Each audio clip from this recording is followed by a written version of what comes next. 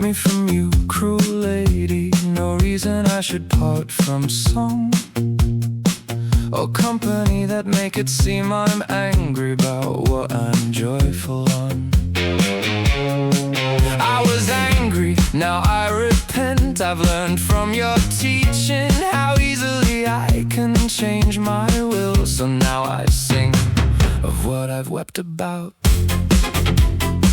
I've wept about it, and the greatest reason comes from this: she who goes off boasting isn't mine anymore. No shame to me, no profit to her.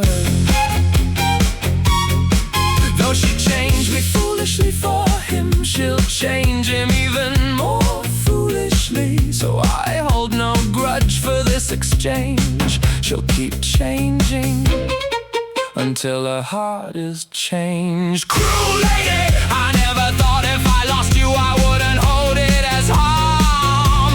You're welcome, which you knew so well. Noble speech, gracious response made you above all pleasing. But now folly steals your welcome.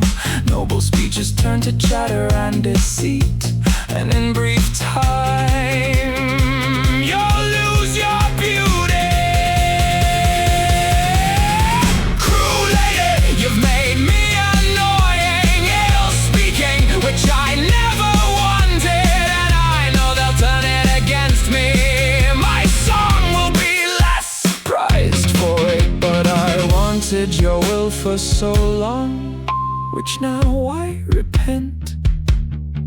It had become a habit in my heart. I can't speak sense without you doing folly.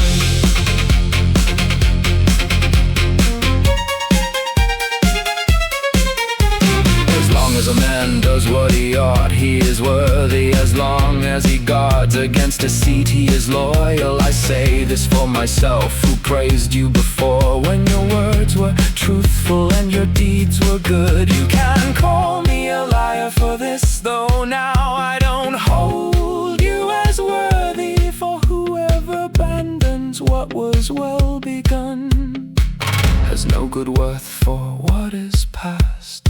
It would be proper, though it's not the rule. If a lady did something unseemly, one should hide it, push forward the good. But now it's not the time. God against failure, I say it to you, and I mean it for all of them. If you do wrong, it will never be hidden. Rather, one wants to speak more of the truth about it.